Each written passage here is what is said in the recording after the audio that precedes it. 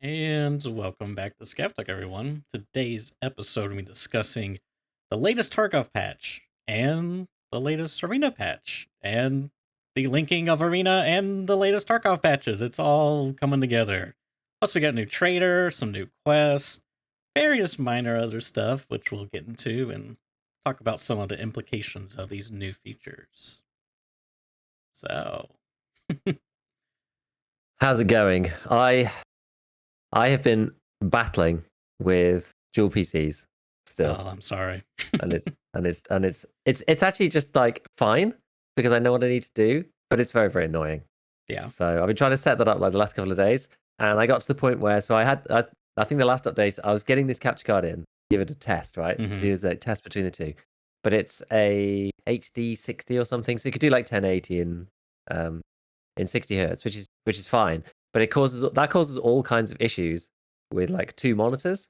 So if there's basically two ways of doing it, right? As I have researched, you either go into Windows or NVIDIA or whatever, and you duplicate your gaming monitor to the capture card. So it acts like a second monitor. It ties them together. But that causes a whole bunch of problems if they are different reses and different refresh rates, because it seems like you can either get the res right or the refresh rate right and not both, something like that, if they're not right. So anyway, I just kind of like made do with it. I managed to get the audio to link up. Like that's actually like it's not too bad. I managed to get that to work. That's a big Yeah, it actually achievement. was okay. Yeah, it Okay. actually was all right. So I feel like I've kind of got that under control a little bit. I've been using voice meter and like it's not too bad. Oh yes, voice meter. So I was like, okay, well to do this, like I had my eye on the 4K 60 Pro anyway, the Elgato, is like 144 hertz with 4040p. Like it's got the full thing, so it's the same as my monitor. So I can plug it in, I can sync them together, and everything should be fine. I shouldn't have any of the issues that you get with odd reses and all that stuff. So I bought it. It's expensive, they're like £200 or something. Yeah. I was just like, yeah, this should be fine. Got PCI slot, no worries. Got to it, and I was just like, that card looks mighty long compared to the PCI slot inside the motherboard. I was like, I do indeed have a 1 times PCI slot, and this thing needs a 4 times. And I was like, okay, that's actually very critical. That's a very critical problem. So I was like, okay, I'd forgotten really that it wasn't just like PCIe and just like other PCI. It's like, no, it's 1, 2, 4, or 16, which I had forgotten about. And so I was like, that's not going to work. Crap. So then I had to go back to the drawing board. So it's like at the stage where, so the stage now where I basically rebuilt my original PC, not in my PC, because I had to buy a new motherboard, right? Because I had to buy one that supports it, right? But finding one with like a PCIe slot and a PCI 4 times slot, it's actually quite hard. A lot of them have like 2 1 timeses or something. It's really annoying. So I ended up buying one with 2 PCI 16s because like it works in a 16. It's fine. It's like it's not a problem. Just to be clear, this is still on that older Intel CPU, it won't be now. It won't be now because that's my new motherboard. And I was like, well, if I'm buying a new motherboard, then I might as well use this, which is the 3700X that my PC originally came with that I meant to sell on eBay and I never got around to it, right? So this is what got replaced by the 5800X 3D. Yeah. So in the other machine is going to be a new B550 motherboard, which is the type of motherboard I have already. Yeah. The CPU I used to have in my old PC and the graphics card I used to have in my old PC. So it basically is my old PC just built over there instead with a new motherboard. So anyway, once that comes, that's coming tomorrow, and then hopefully I can take out the motherboard, put it all back together again. I didn't get any different RAM. It's like slow, but it shouldn't really matter. Yeah. Then hopefully, finally, I'll be able to get it to. Are you sure the RAM's compatible? I'm pretty sure it is. It's all DDR4. I looked at the min specs. Like it's fast enough just to go in. That would be so annoying if that doesn't work. So wait, you still had your old RAM and everything else? Like you had all your old components, individual stuff. So I didn't change. I haven't changed my RAM. So my old RAM is actually in my existing RAM.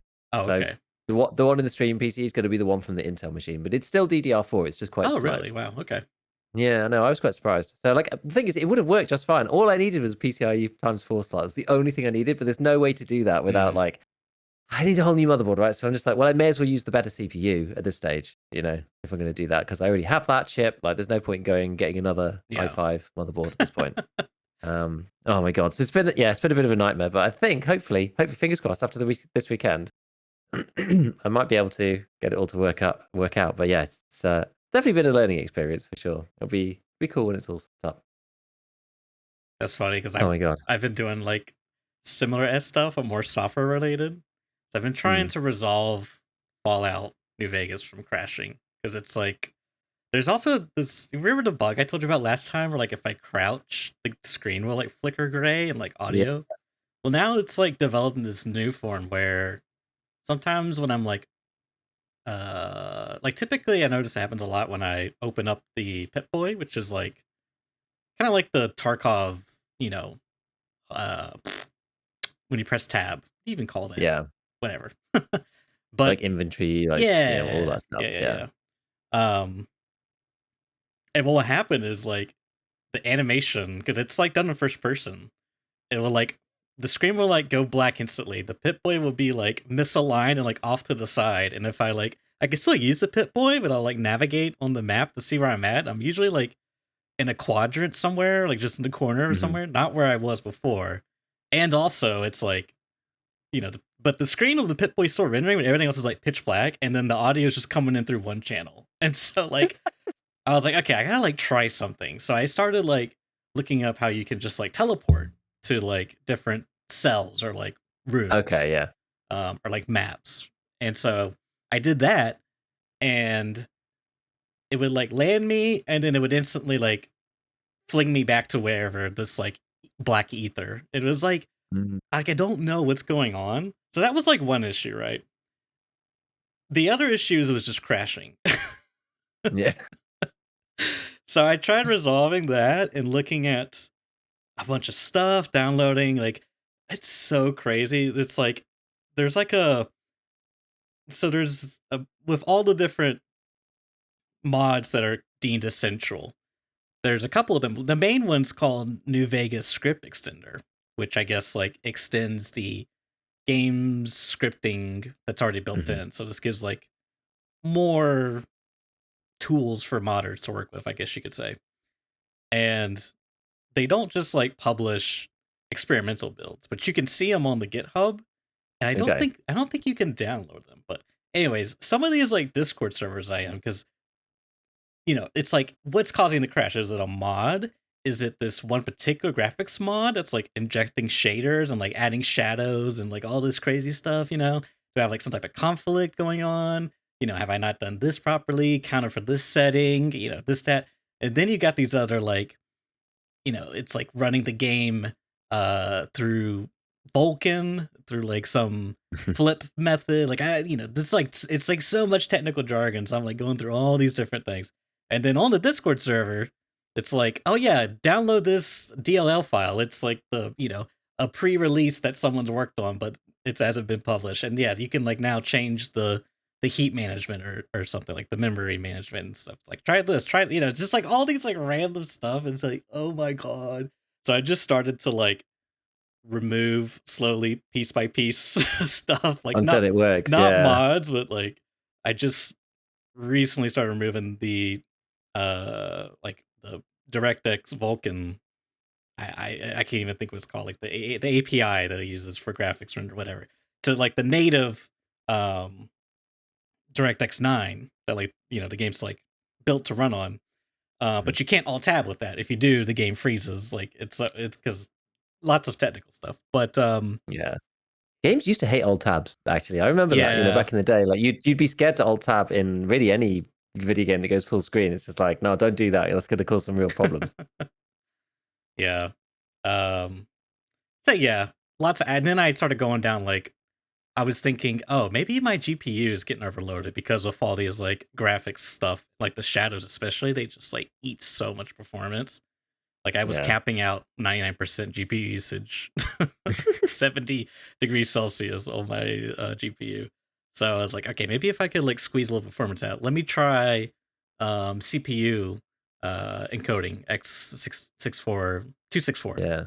And then I went down a rabbit hole of, because there's like all these configurations that you can like punch in for FFmpeg, which is like the encoder, and you could like do all this stuff, and it's like really technical. And then like 8 hours later, I made zero progress and haven't played the game. And like I'm just like, I don't know what I'm gonna do anymore, man. I've honestly just been kind of like burned out.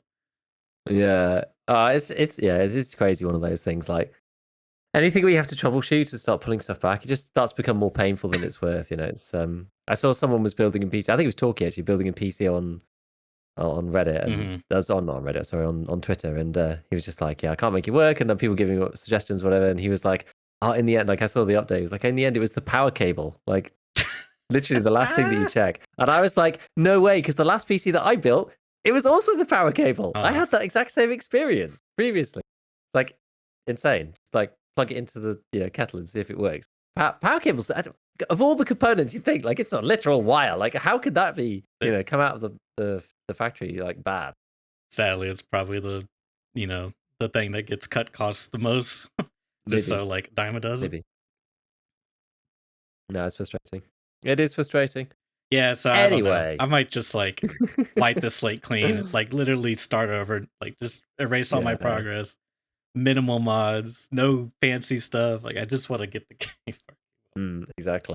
Yeah. Exactly. We shall see. We've both had fun weeks then so far. So Tarkov related, I didn't actually get to play the update yet because BSG did the big patch linking together Arena and the base game, and they said it was going to be starting at like 8 a.m. UK time, which is like really awkward. It's going to be 6 hours. They love these 6 hours patches now. It's like getting longer and longer and longer. This patching.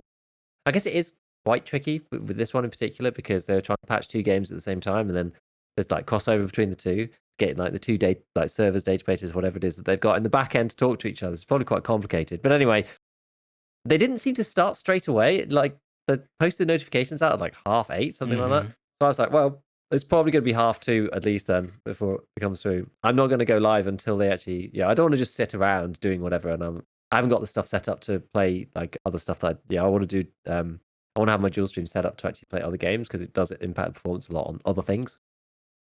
2:30 rolls around and the patch gets delayed, and I was just like, okay, so I just got on with some other stuff, and I think I was like putting the kids to bed or whatever when it like finally came through.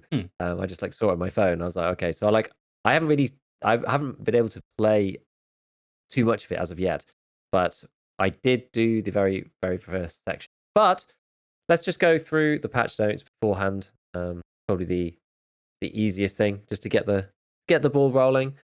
And I did a video about this already, but we'll go through it here because we can spend a little bit more time on certain elements if we need to. So, added synchronization of the game profiles between the Escape for Tarkov and Arena. Player progress is synchronized across both games for the following elements: unified character level. So character levels up from experience gained in both of them. Unified reputation value with the new trader ref, which you can get from operational tasks in Arena. So that's basically dailies and weeklies, and regular quests for the trader in EFT, because there's both. You can do weeklies and dailies for him in Arena, and you can also do quests for him in the base game. There's like a quest line right now that we'll talk about in a little bit. Charisma skill, it now affects Arena, so there's less commission fees for item transfers. And then the skills and the weapon mastery leveled up in Arena for use in EFT. So the way that I'm still not 100% sure exactly on how this functions, because as far as I understood it, you were level 30 on strength, endurance, whatever, and then like some set weapon mastery level, and then any XP gets moved over. But it said somewhere, I don't know whether it says in here or whether it was somewhere else. There was somewhere else where it said like, a level 30 was like the cap. It was like a skill cap of 30 or something. I saw written somewhere. I don't think it was on here. So that maybe question what I thought about it. But I don't know. I'm not 100% sure. Maybe we'll bump into that a bit later. Although, I'm pretty sure that's the way it works. But anyway, if you reset your game profile, it resets both EFT and EFT Arena, but it doesn't reset your rank, your ARP value, and the status of unlocked presets. So basically, it'll just delete all your money and any items that you have. I think. I see why they did that. Yeah, that makes sense. Because you unlock items to transfer over into the base game now in Arena, as we will see in a moment. So you've got your new trader ref, also known as the host, who has been added. He provides the unique service of transferring items from EFT Arena to EFT. Rubles, GP coins, and Lega medals. Now, I thought that you could transfer cases, but maybe that's not in yet. I know they showed, those weapon cases, like the Scav junk box kind of case. It doesn't say that here, but presumably you can, because you'll have to do the craft in the hideout. Maybe they're not quite in yet. I'm not sure. Daily transfer limits apply. I believe it is. I think if you it's a one-way transfer right at the beginning, right? So you can transfer. Which way round was it? You can transfer money, I think, from Arena to Tarkov. I think Nice Guy put something up about this actually. Hold on, let me find it. On transfer. So Nice Guy jumped in and said, as a fresh level 1 account, you don't have access to the ref unlock quest. So we'll talk about that in a minute. There's a quest to do with him. You can't transfer items to the base game from Arena without him, but you can transfer 500k a day immediately to the base game account. So any items that you get in Arena at the beginning, you won't be able to move. But even if you don't have ref, you can still move 500,000 rubles. Oh, even without to ref? EFT. So it Huh. seems. So it seems. Now, That's just what he said. if you like, let's say you do have, well, we probably won't know, but I'll just finish my thought. If you do, let's say you do have ref, could you just like boot up Arena and just like ship everything to the main game? I think so. Well, some stuff. I mean, there's some daily limit, I think. Okay, but I that don't know. daily limit, I'm not sure about items, but the daily limit's dependent on whether or not you have the trader unlocked. Yes. well, it sounded like the money thing you could move anyway. Maybe you'll be able to move more. I don't know. It's weird because Nikita said, "Oh, it'll be a comfortable limit," but I don't think 500k is very much, right? It's like half a Bitcoin. So Yeah. Well, yeah. Maybe it goes up as you go up the levels. Like this is a thing we haven't got far enough. I just don't think the community's got far enough yet Yeah. to get up to the higher ranks of ref to see exactly what's going on. So we're still in the early stages of finding it out. Like if you look on the wiki, there's lots of question marks everywhere and people not sure exactly how the mechanics work yet. So there's transfer fees, 20% to move stuff from what's the way? So that is from yes, it's transfer fee 20% of the transferred amount, 5% of the item's value, fees reduced by the charisma, transfers from EFT, items from EFT appear in Arena upon logging in. So yeah, so I think it was more expensive to move things into the base game, I believe. That makes sense to me. I think so. I have to triple check because there's another section down below with that. And then there's a new quest. So as it says here, initially the trader is logged, and to unlock him, you have to complete Skier's task Easy Money Part 1. Some tasks in the quest chain are completed in EFT Arena. All tasks can only be accepted in EFT, and the rewards are also claimed there. So Easy Money Part 1 is the first quest in a relatively long line of other things. You only have to do the very first piece in order to get access to ref. The first one being, as we said, Easy Money Part 1. And you have to go to Woods. There's a stack of posters. It's like drumming up business for Arena or for Skier, something weird like that. So you have to find a set of posters. There's 3 of them. They're all on Woods. They're all in basically the same place. They're in the USEC camp. There's one in the more southern tent, and there's 2 outside the northern tent, one on a little tree stump just by the entrance, and one on a chair. So you get all of those, you bring them out, and then you have to take them to various places. So the first one you have to take to, I think it's Fortress. The second one you have to take somewhere around the train yard on reserve. On reserve, And then the last one you have to get inside the helicopter on Lighthouse and put it in there. I mean, good luck, trying to drum up business for Arena by putting the poster in the helicopter. Maybe you're trying to tell the rogues, I don't know, but you're more likely just to get shot rather than see that poster. So once you do that, though, then you technically unlock ref. There's a whole lot other set of stuff. So Easy Money Part 2, it's just like a Finding Raid quest. So 2 vodkas, 7 Pevco beers, 2 Alyonkas, and 5 of those like dried Tarka meats. So you just have to you basically craft the Pevco beers and then like try and find some of the other stuff. I think you can craft vodka if you really want to. 10 I haven't actually done these yet. So 10 scavs while using the specified equipment. So you need a G36 and a Thor with no plates. To go and kill a bunch of scavs on interchange. And so basically going through this quest line, this is like how you're getting more reputation for refs. You can level him up. Okay. Like there's more stuff. 5 PMCs on streets. There's we're going through, but I don't think anybody's got to the end yet, or maybe they're still adding them. I don't know. The last one is find a Karund plate, a Spartan Omega plate, and a 6B33 plate, and give them to ref. Those are the last ones I think that are up on the wiki, at least at the moment. So, there's some stuff there. Ref does have 4 levels, I believe, to him of different things. We could probably talk about that in a second about what he's got. We'll just carry on with this in the actual patch notes for the time being. So there's operational tasks in Arena, 3 dailies, 1 weekly, usual stuff, elimination, match victory, round victory. So specific locations, game mode, kill conditions, specific classes in a single match, that kind of thing. Win streaks, that sort of stuff is for the dailies. And you can get rubles, GP coins, trader rep, and Lega medals. Now, I didn't understand. I didn't actually know what this meant when I read through it. Task limits. There's separate task limits in EFT Arena, independent of EFT limits. I don't know what that means. Do you know what task limits could refer to? Would guess dailies, like they're separate. I guess so. But I don't. So like you'll have 3 in Arena, 3 in the base game, something like that. Yeah, I guess so. Yeah. You can replace them at a cheaper cost. It depends on how the reward depends on how hard they are and your level and that kind of thing. Now, this is the one that is interesting for me. They added this stash. So this is where you're going to be able to move the items backwards and forwards. And it's 10 by 300, which is huge. It's huge. Yeah, I guess they want you to be able to store a bunch of stuff in. Yeah, but what do you store? I guess things you buy just from like the things trader and the rewards Well, I guess the things you win. I think it must just be cases. So that's probably why it doesn't matter so much. Because I don't think you'll be able to buy anything explicitly in the Arena. I wonder whether you'd ever be able to transfer items into that's the Arena. I don't know. Question marks there. We don't really know. I guess that puts into maybe they've got more plans for this because we've got the system coming at some point where preset system's going to change. You'll be able to use your actual character and some of your gear in Arena. Yeah, I could see that. No one knows how any of that works. So you could maybe basically import your loadout from the main game to Arena, but it has to be all parted apart. And maybe you gotta then you can build a kit with it, and it's like your custom kit for Arena. I could see that. Yeah, so we'll see.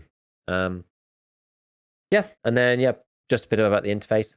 Really that important. And they've disabled shootout 2x2 and 3x3. I think people just don't really play those. Like if you try and search for a match for them, you just can't ever find one. So people only play team fight. Really, it's like the base mode. But once the search and destroy type mode comes in, I think people will just play that.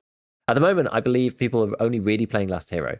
Actually, it's like finding a normal match. I think you probably could find a normal match if you wanted, but Last Hero is where most people are playing because it's just the free for all game mode. It's just a lot better than having to sit around and wait when you die. That makes sense. Then for the Tarkov side, again you got Ref, Easy Money Part 1. The quest you have to do. The trader is not available or visible in PvE mode. This has some interesting implications because they've reworked GP coins, as we'll see in a minute. So it means that GP coins are actually worthless in PvE. I'll get onto that in 2 seconds. Actually, there's something in there that we want to read here first. So from Ref, you can get well-modified weapons, rare weapon mods, armor plates, helmets, rare ammunition, containers, but useful crafting and hideout building items, which is sort of interesting. Signal pistol, and then some keys to the rooms of the Fallen Arena Gladiators, which I guess are there's supposed to be new rooms around the map somewhere. I don't know exactly where. I don't know if anybody's found any yet. I'm not sure. I had a quick look on the wiki, but nothing's up yet. And most items are sold for GP coins, which is really the new Arena currency. Then you've got rare items for these Lega medals, which are for difficult tasks, that kind of thing. I guess you'll have to complete you'll probably have to complete dailies and weeklies to get Legas. I don't think you'll get them from just maybe for achievements too. You won't get them just for doing winning games, I don't think. And you can buy ammo, weapons, weapon mods, and purchase price increases. I actually misread this when I read through this. Purchase price increases with trader reputation level. Actually, no, that still doesn't make sense. Somebody said I got it the wrong way around. No, yeah, you got it right. It's probably a typo. Yeah. And then, so from Tarkov to Arena, you can then move rubles, GP coins, and Lega medals. So presumably you can be able to do something with GP coins and the Lega medals in Arena. But we'll have to, have to dive deeper into that at some point. Because at the moment, I think people are just trying to move stuff over to Tarkov for the most part. And then the transfer fees are... Oh, okay, so the transfer fees are less. So so it's less into Arena, it's more into the base game, we said. That makes sense. And you can make it smaller with Charisma skill. Transfer from EFT to EFT Arena is unavailable until the trader is unlocked, but from Arena to EFT is always available, except for, as we said, items. Seems to be from what Nice Guy was saying. So you can transfer money from Arena into the base game, but not the other way around until you have ref, level 1 ref. And they come in the message system. So there's a couple of new items: Arena Armband, Melee, and then the Theta Secure Container that we looked at last week. The Square 4, and then the 3 1x2s. And then they have changed the GP coin. So GP coin stacks up to 20. The value is now 7,500 each. They can't be sold to Fence or any of the other traders. Can't be listed on the flea. They can't be dropped. So you really have to use them for ref. That's all they're for. Well, they can be dropped, but they delete, I guess, is the technical way to report on that. Items previously bartered for GP coins with the other traders have been moved to ref's inventory, including those locked behind quests. Now, this is the one that I was alluding to a minute ago, because things like, I know that all the PvE players are all lamenting over the death of the LVOA M4 barter, because that's a GP coin, 4 GP coin barter, gone behind ref, but ref's not in PvE. So those barters are gone. Can't get them at all in PvE. It's kind of weird. There's a question about PvE. I don't know if I ever asked for, but does it have like a flea market to it? And like quotation marks? Okay, so it's all like... It does an actual flea. No, I think it's a flea between PvE players. Oh, really? I think it's a real flea. I think so, yeah. That's interesting. Oh, it's player to player. Wow, that's really interesting. Huh. Yeah. It is interesting. And the items get priced obviously quite differently. Yeah. It's like a separate economy. Yeah, which is cool. It's quite interesting. It's quite interesting. But yeah, it's a shame. Like, maybe they'll have to do something with the barters in PvE. Because any of the GP coin ones you can't get now. It's really that M4 one mainly. I can't think of that many other good GP coin ones. I think there's a good P90 one. Most of them that I think they changed over the last couple of years or whatever. But that's interesting. Then they managed to sneak in the increased personal trader item limit by 20% for EOD and Unheard Edition, which is but it hardly matters, right? It doesn't really matter. And you can now hide the fact that you're a dirty Unheard player, and you can put your EOD crown back on in the menu. Added profile badge and nickname color customization to the settings. So yeah, you can look like an EOD player until they kill you. Until they kill you, and they see the pockets of shame. The pockets of shame. Oh god, that's so funny. So yeah. So there you go. So that's the patch notes. So in their full glory. One immediate question I have, I'm still stuck about GP coins, is do they exist in the base game at all? Like, can you loot them in? Yeah, I think I'm pretty sure you can. Okay, because I'm not like, I would almost suspect them to have removed them from the loot pools. I think you'll get them more so in Arena, I imagine. But I don't know. Yeah, I'm not actually 100% sure yet, but I'm pretty sure you can get them in the base game still. Okay. And I mean, you can transfer them back and forth between the two. And were you thinking like you only get them in Arena and then you move them over and then you use those to trade with ref? I think you can still get them. Okay. I think you can. Maybe I'm wrong, but I'm pretty sure you can. Yeah, I feel like it could go either way. I just think that the drop rate would probably be higher in Arena, you would imagine.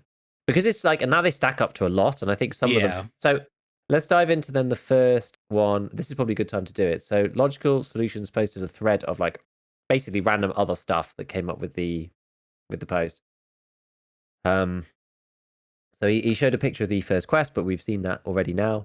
There's a new like icon for the Gamma container if you have the Unheard edition, which has got the lightning bolts on it. So it's the same thing, but lightning bolt version. And then you can change you can actually just look like a standard user if you want as well now. You don't have to even have EOD. You can look like you didn't buy any of it. And as he says, you can use the flea market to see what ref is selling and for how much. Barter items, ammo, altins, guns, armors. So it's like 3 GP coins for a pack of screws, 4 for a power cord, like 14 for fuel, for example.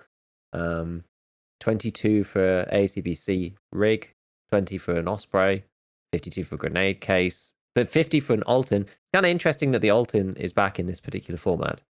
Oh, that's right, because you could buy the face shield, right? Through a barter? You can buy the face shield, yes. But this is the only way that you can buy the helmet now. Yeah.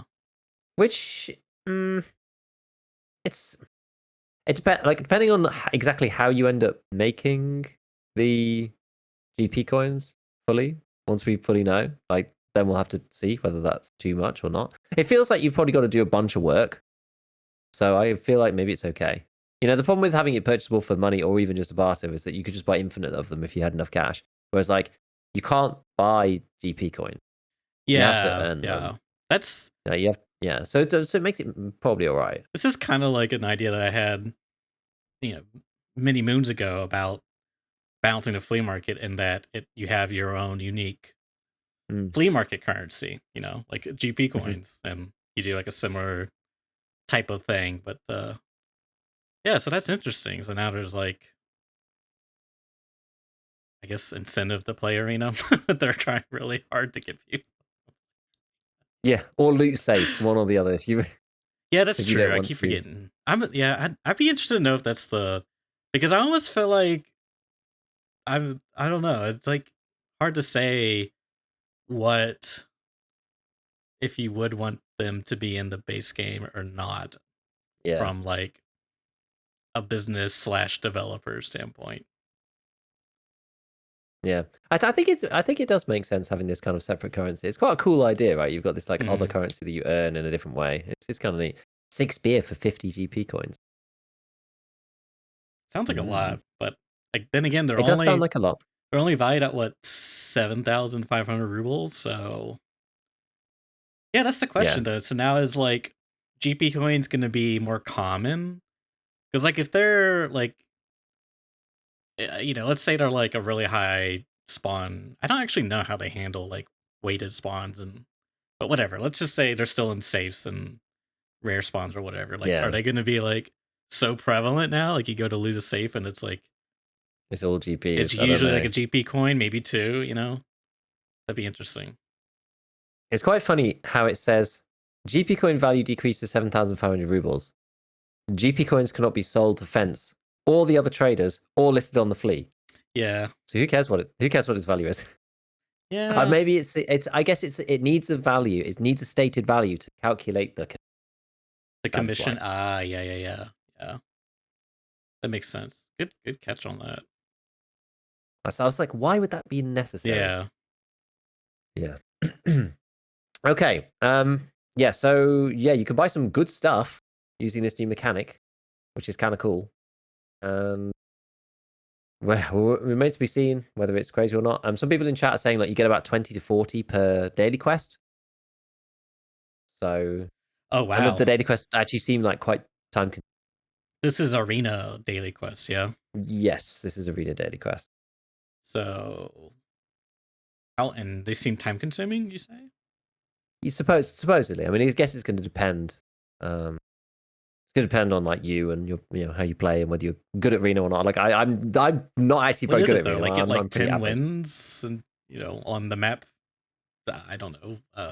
Well, I'll load mine up in the background and Yeah, as I say, find you're out what gonna have mine to, are today. because So we'll get some ideas. I've never We can talk installed about it in it.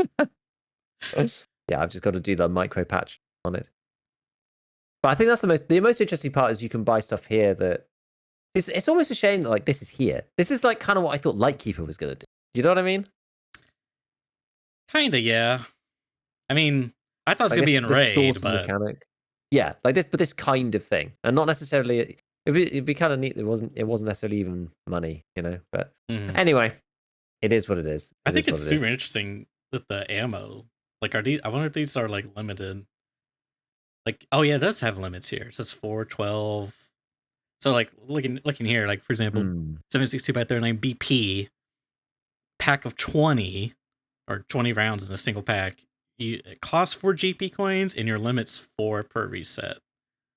Yeah, so you So can get what 80 every 4 hours. yeah, maybe not as interesting. It depends. If you're like drowning in GP coins, they can stack up to 20. So yeah. Oh, I didn't even think about that. Now when you lose a safe, if it spawns GP coins, it'd be like in a range between X and Y, whether that's like 1 to 20 or whatever they have it set as. Yeah. So that's actually pretty interesting. Hmm. Is there a limit you can carry on your PMC? I wonder. I don't know. Given that you can't drop them, I feel like that wouldn't be necessary, but there might still be a limit. Yeah, who knows? Hopefully they remove the old one. That's 3. Or was it 3? Limit is 10. So, Aw, that's no fun. Why though? yeah, that's not very fun. You can't RMT it because you can't drop them. It's like, why? They don't want people farming safes, I guess. I don't know. Yeah, I don't know. Okay, so that is that. So there is the other part to while this loads up in the background. Apparently, it's in the base game, by the way, supposedly on ref. You probably need to have on ref. Do you need ref unlocked then to get daily quests from ref? I would assume so. I can't click You on probably them. do. You probably do. Yeah. So in that case, we won't be able to see it. But anyway, chat says it's things like 150 kills in arena for a daily, or 10 wins on a certain map. Yeah. That type of thing. I don't think you can pick a single map. Maybe you can in last hero mode. Yeah, because I don't have him locked yet. I actually went. So I went and in the background the other day while I was like doing other stuff, I picked up the stack of posters, but I haven't gone out to plant them. Oh, because that's a bit more stressful. And I'm assuming once you die, they disappear and you gotta go fetch them again. Yeah. Yeah. Fun. Yeah. Yeah. Fun. So, yeah, kind of annoying. The last part about this that I wanted to mention, really, before we move on to anything else, was another nice guy post because he's always on top of all of this stuff when it first comes out. The breaking news, despite his sort of recent kind of I don't know, depression with Tarkov, the Tarkov land. He said, "I played 7 hours of arena on a brand new account. Now I'm starting my first raid with almost all the traders at level 2 and the flea." And the flea? So because he's level 17. Your XP, even your Yeah. level XP gets sent over? Yes, most definitely. The 2 characters have the same level. Now I don't know what account type this was because I messaged, I kind of retweeted this and was like, this is crazy. Somebody said this is kind of misleading because considering it's an EOD account. Now, I wasn't sure whether it was EOD or okay. Oh yeah, yes, it's just a regular EOD account. But yeah, if you look at his skills, he has 5 endurance and no strength. So obviously you're underweight for most of arena matches. So you don't really gain any strength.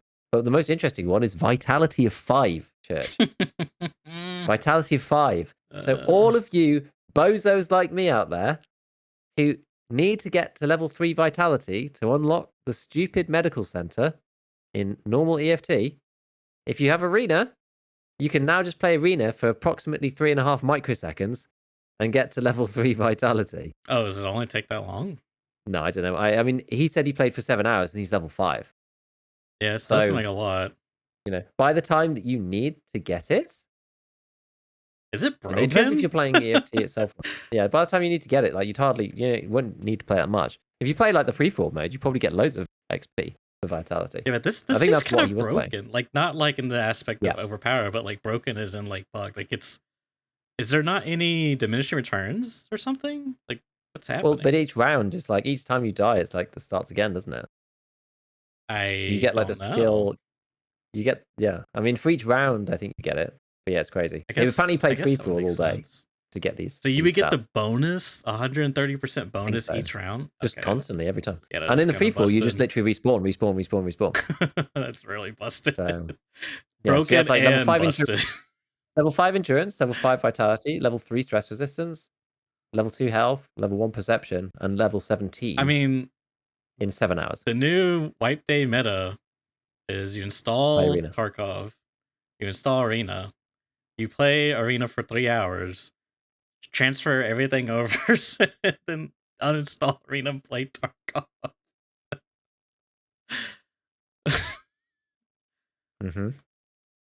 Yeah, quite interesting. But as the poster on Twitter said, EOD you get extra rep with the traders. So yeah, you know, as a standard account player, you're still going to have to like do some of the quests to get the levels up. And we think at this point he's got Level But 2 Prapor, even Therapist, Skier, and Peacekeeper. I don't really And like Ragman, this actually. because even just hitting 15, that's the only Mhm. prerequisite for Flea is In it's 7 hours? just yeah, in 7 hours. Like I And don't that's know. 17. I mean, I like the amount of work you got to do in Tarkov to get that same. Like you have to be questing also. He's literally just running around shooting stuff. Like, come on now. Like I mean, you gotta like tap F on the scav. Shoot the scav. Gotta get the headshot bonus EXP. If you die once, it's like, well, now you're gonna get like an 80% penalty hit. You only get 15% of your EXP that you earned that raid. Like It I does don't, seem I don't like know. quite a powerful shortcut. Let's put it that way. Yeah, I feel like the level thing is kind of like just make them separate or just like don't even have a level in arena. Do you even need a red level arena? Not Like, really. Everything should be the same in Arena, right? It should be like CS. Like the characters should all just be the yeah, same. like I don't know. Yeah. I mean, they could So I they managed could to get my tweak game open, the by the way. scaling at the bare minimum, but I don't know. Exactly. I managed to get my game open. In Arena, you do get the dailies for Arena in Arena. Makes sense. Without ref, so you just have ref automatically. And my weekly is win a match playing as scout. I got to win nine matches, and you get 78 GP coins from that and 400k, 15,000 XP as well. Then, and this is my arena guy is. See, what's weird actually is that my arena guy, I don't know how this is. I don't know how this is set up yet because my arena dude is level 19. So I'm not really sure what that means. Anyway, so my dailies are win a match taking the first place in the team for 36 GP coins. Win a round playing as CQB, got to do 20. Oh, a round. Okay. So that's it's not as bad as the match, is it? So 20 rounds with CQB class and eliminate 23 enemies playing as CQB with a headshot. And that's for 33 GP coins. So 36, 35, and 33. And each one's like nearly 100k. 10k, 9k, and 9k XP for the three of them. So yeah, it's pretty decent. It just seems to be a bit much, is all. Yeah. Just seems to be a little bit too much, I think.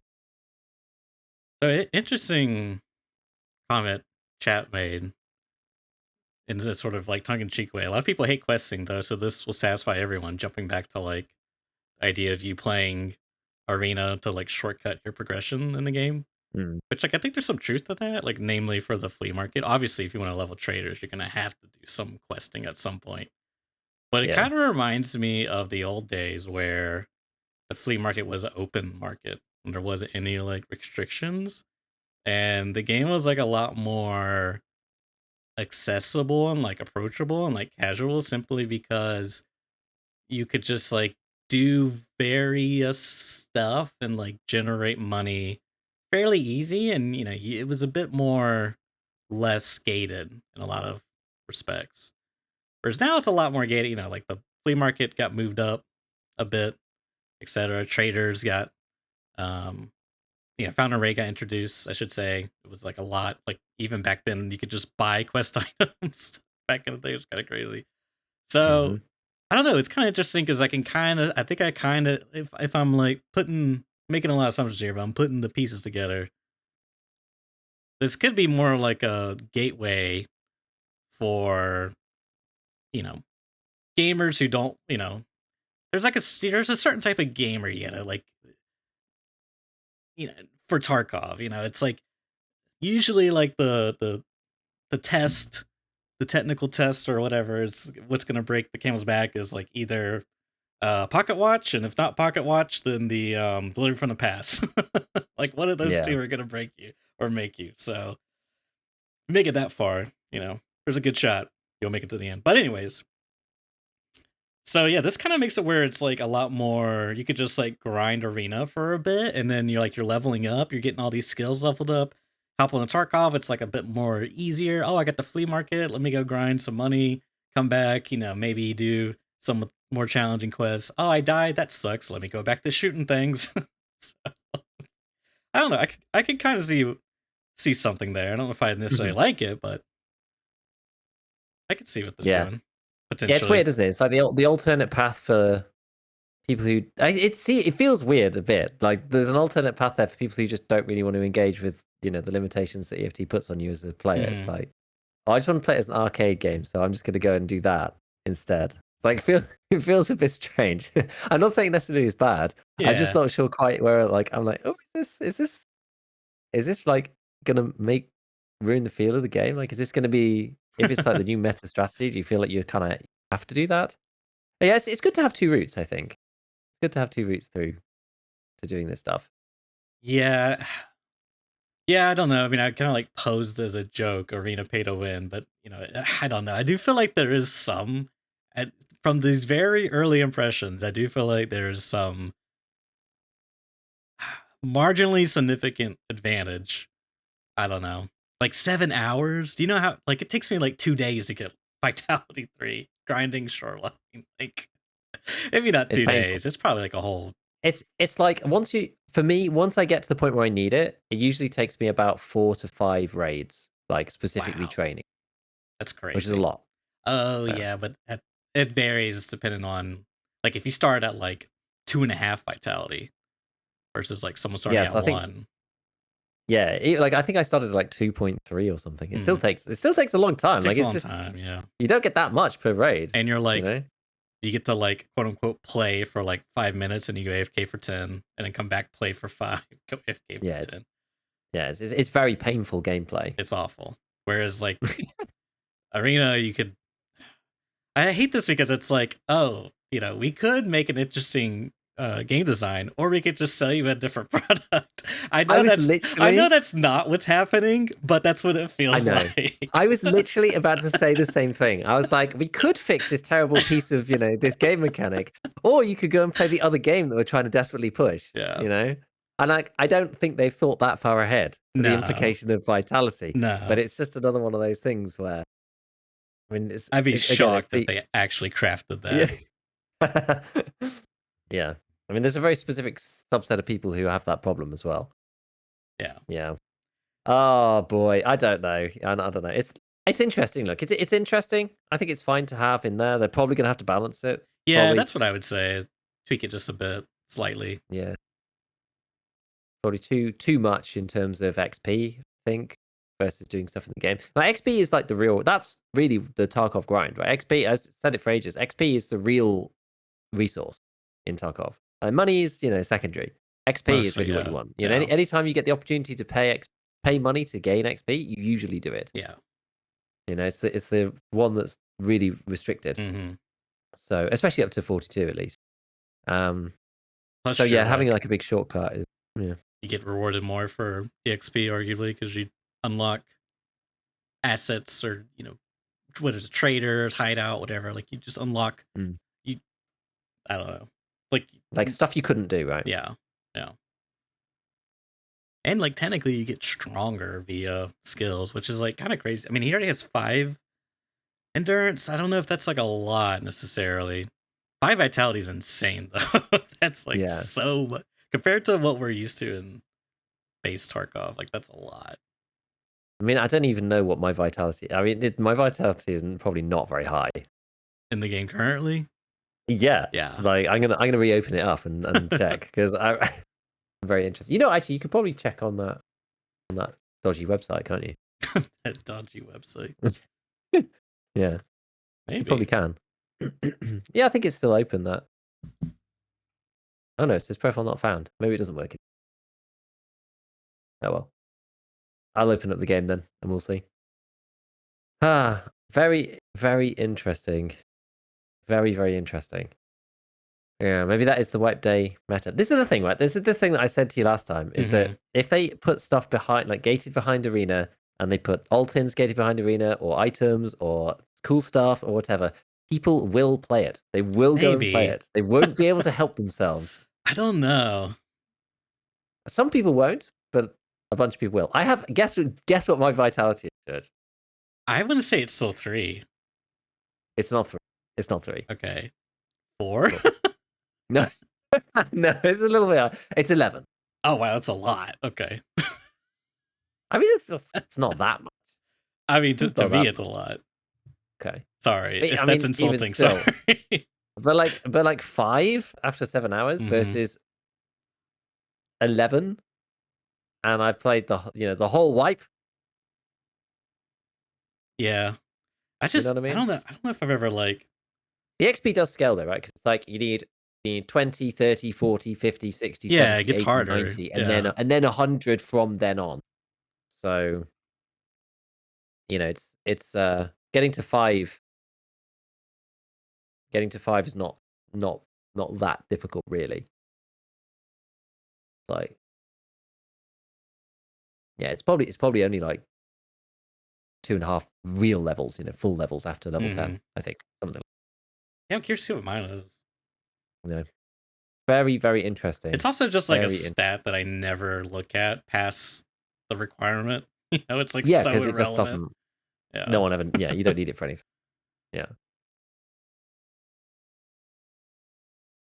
Cool. So, we are still getting information in about these keys. So ref sells keys to different rooms. They're somewhere around the map. I don't know if anybody's seen yet. I haven't actually seen that much on I'm surprisingly light on information. Like usually when you look on Twitter or whatever, I guess like because it's I think it's so relatively new, people early. are just grinding right now. So Yeah. people aren't usually like posting, even if they know. People are normally like in stream, Yeah. so their Yeah. chats might know, but we haven't seen it yet. And as I said, I've not actually been in to go and do it yet, other than the very very first like piece of the quest, and didn't actually quite finish it because I need to go to 3 different maps. One of them which is Lighthouse, and I was not going to do that off stream because that's I can I can spend my personal time better ways than going to the helicopter on Lighthouse.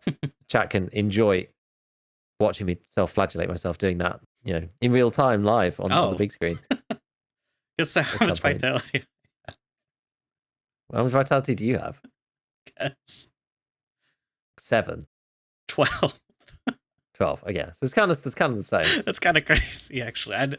Sorry, yeah, it just amazes me how much that scales because Yeah. it's like so irrelevant past 3. Anyways, that's surprising. Mm-hmm.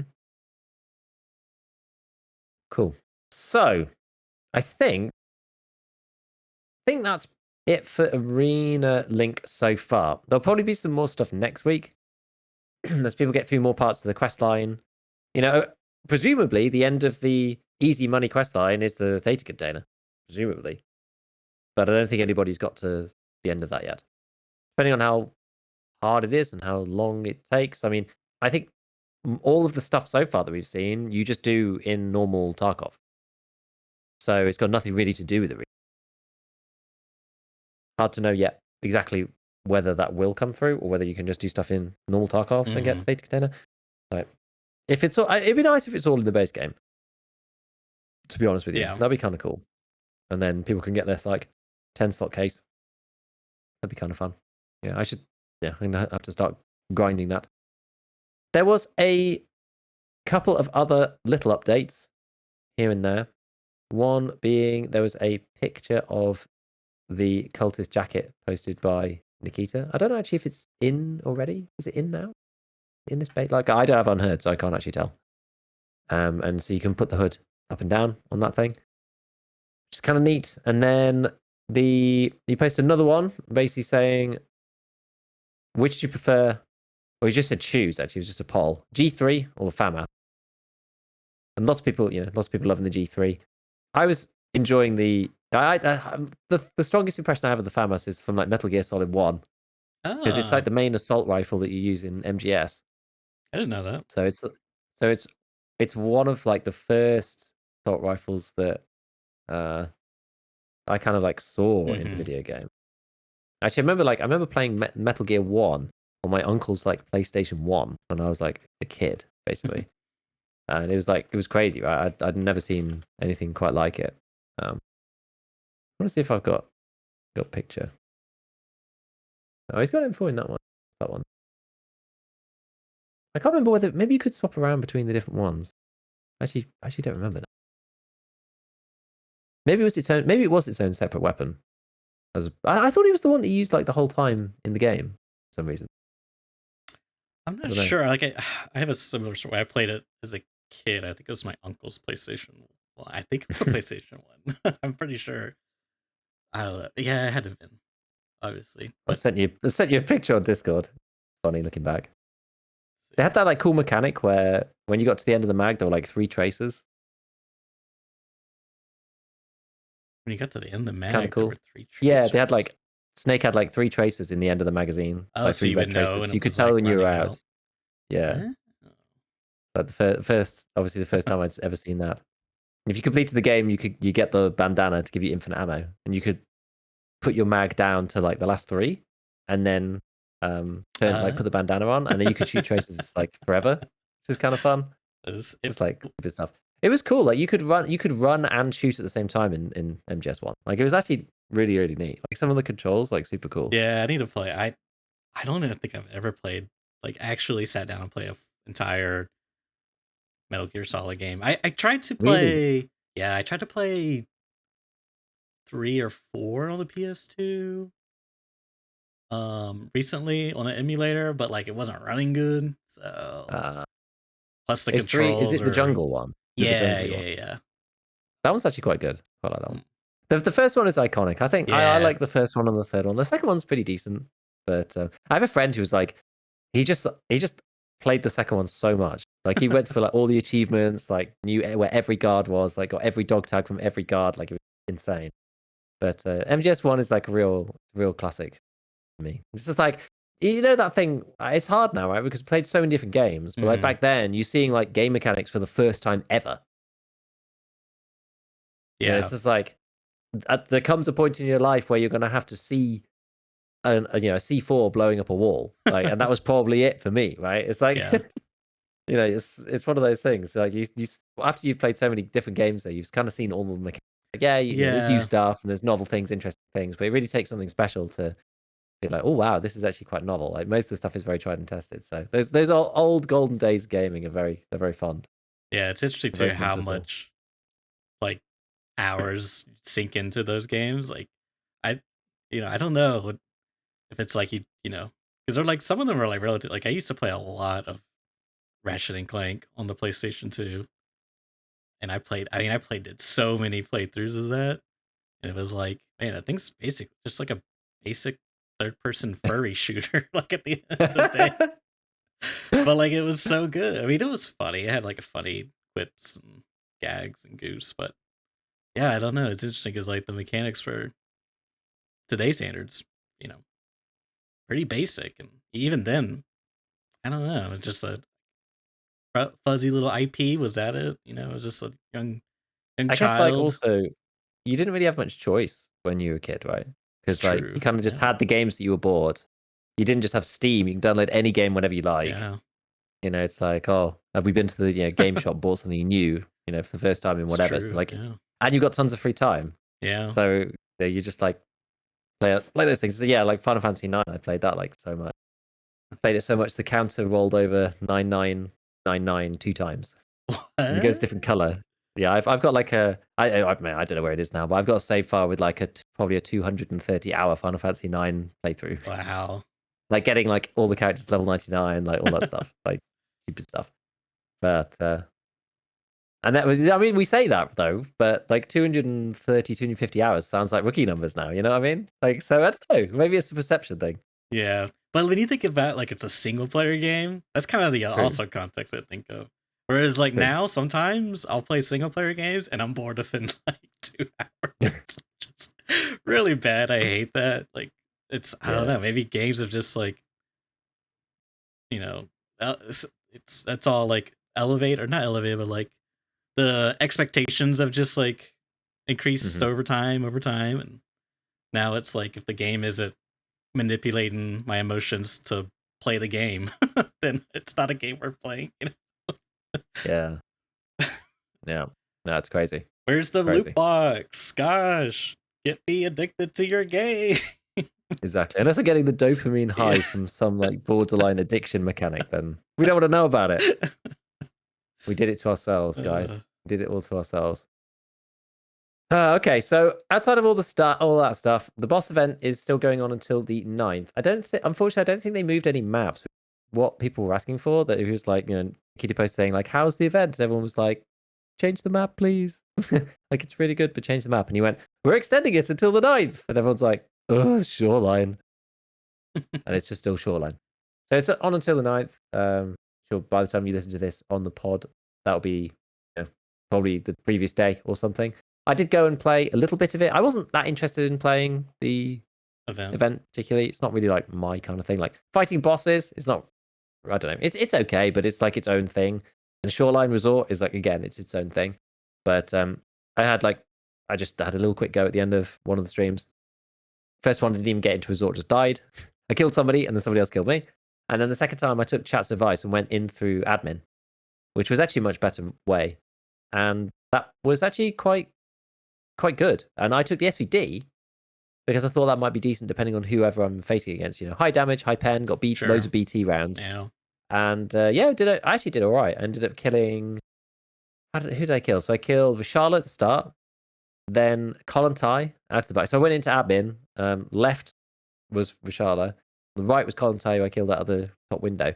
Like the AI isn't very good though. I would say in Resort, it's like not really designed for it. So they either just kind of stand there or they start to just beam you. Then I got Killer, which is decent. Ran in. Tagilla was hiding in a little toilet nearby and like scared the actual crap out. I killed him, and then that aggroed Sanitar across, and I killed him as well. So it actually went quite well. And then I died to somebody with a short gun because my gun was so long I couldn't utilize it in the toilet properly, and I didn't even have it pointed at the guy who killed me because I was just like, oh, it's pointed at the wall. Oh, never mind.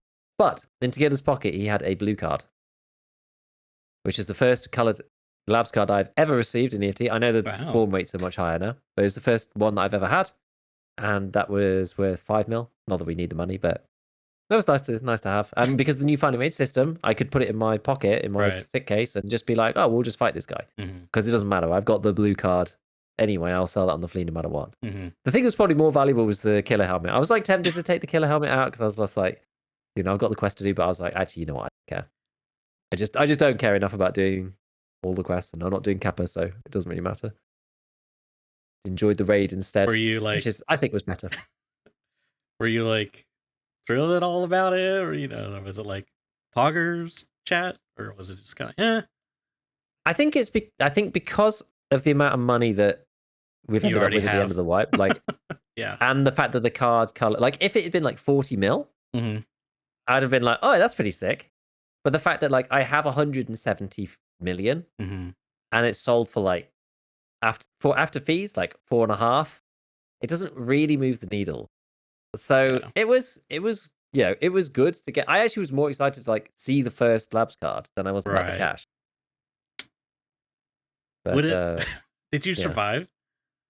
No, I died. I died to the next guy who came around the corner because I had the huge SVD and I couldn't get it around the edge of the door. I guess as I said, I didn't even have it pointed at him when I died. I was just like, oh, I just can't manhandle this huge ore that I've brought into this tiny little space. I guess there's no way for me to ask this and get a not a truthful answer, but an accurate answer. Because it's like very subjective and in the moment. But would it have been more meaningful if it wasn't like, guaranteed? Like would it have added to the experience? Probably not. Because you would have died, I would have been like, that sucked. But I guess relative to how much money you have, it doesn't really matter. I guess it would have been like the old situation where it's like, would it have like the question is, would I have left? Yeah, I guess that's the better question. Like, would it changed your, explicitly change your behavior? Yeah, because I almost felt like it didn't really change. Like you didn't have to make it. Yeah, I didn't have to make a choice. I just carried on doing what I was doing. No, genuinely, the killer helmet was more impactful in terms of because of the quest. If it had been like, that's the thing, for 4, I because of the price, I don't think it would have changed much. Like, and again, it doesn't really matter. It's just psychological. But for 4 million, I'm not sure if I would have. I've just been like, oh, whatever. It's like I'll just use it on labs. Like it's I don't have a blue card, so whatever. If it was 40 million, I think I probably would have got out with it or tried to. Yeah. Just literally for the purposes of like going into the collect the thing and it goes literally just to see that. I probably would have tried to leave for that. Yeah. But with it being only 4, I was like, Like the combination of the two. Even if it was 4 and I had the killer helmet, then I might have, like with both of them. Mm. If I'd needed to get both out, that I might have done. I don't know. It's hard to say. I mean, definitely earlier on, like under 100, I'd have tried to leave, I think. Yeah, I But find this topic so, I don't know, like controversial / interesting, because like on the other hand, like take the inverse.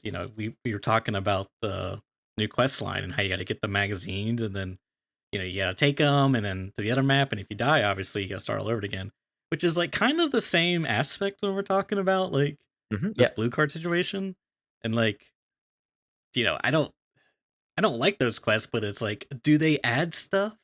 Like maybe, but like they're constantly shoved down our throats so much. It feels like it's like every quest is the same exact genre, just the pixels have been changed slightly. You know what I mean? It's like it's the yeah. It's the same. same feeling. It's the same emotion. Hmm.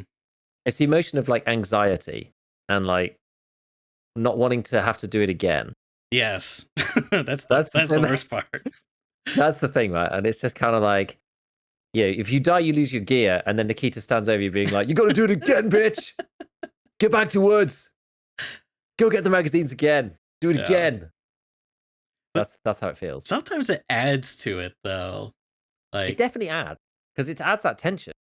yeah, and then it can feel really good when you like, it was like a close call, but you succeeded still, that can make you feel very Mm. accomplished, you know? Yeah, someone shoots at you and like, yeah, and you manage to get out. Yeah. Or Yeah, no one shoots you. You just do delivery from the past, you know? yeah. You just managed to do it. You just complete. Yeah, well, factory's oppressive enough anyway. Yeah. You didn't immediately die off the spawn. Achievement unlocked. Yeah, yeah, exactly. So yeah, I don't know. Yeah, It's always like a thing where it's like, where's the sweet spot in that? Because it's like,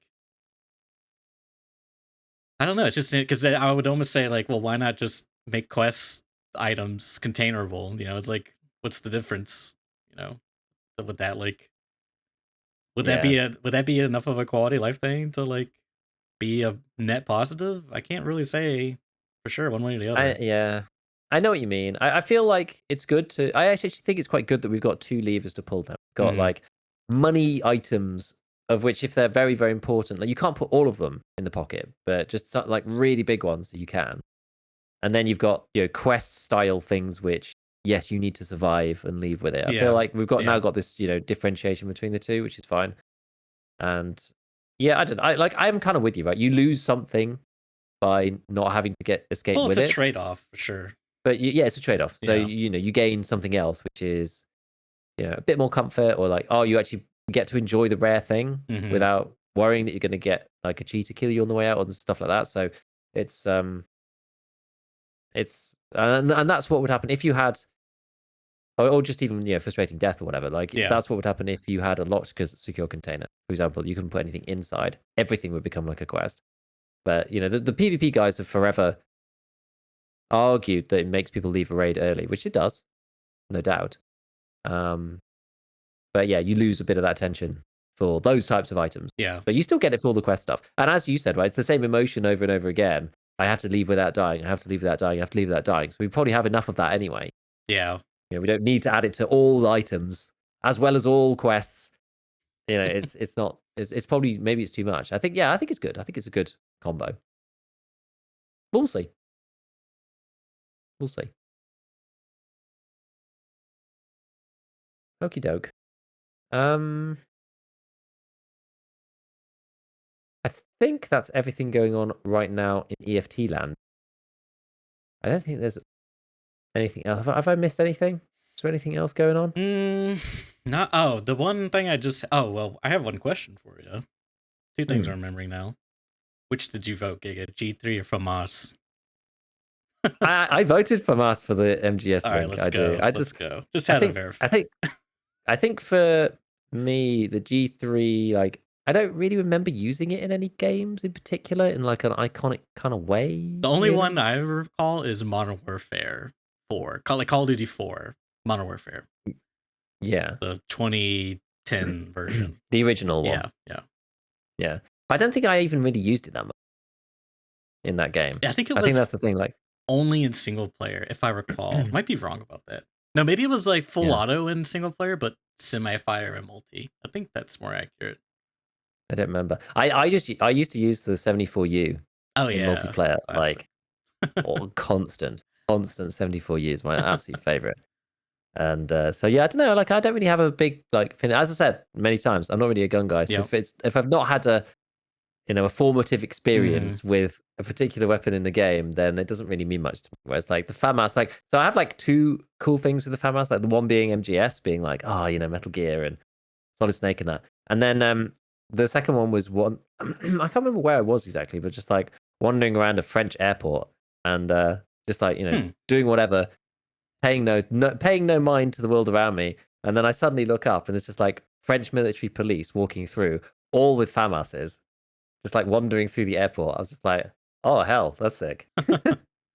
That's like definitely sticks in my mind. That was like from a long time ago. It must be a long time. It must be like from when I was in university. So yeah, pretty neat. Yeah, Pretty like neat. But apparently people are saying that like it's got I don't actually the fire rate's different supposedly. Or it can be. yeah, it's got some interesting. I think there's different variants, and um, I think It goes from uh 900 to 1100 RPM. yeah, and I want to say, if I'm not sure, but I think the burst fire might have, depending on the model, might have.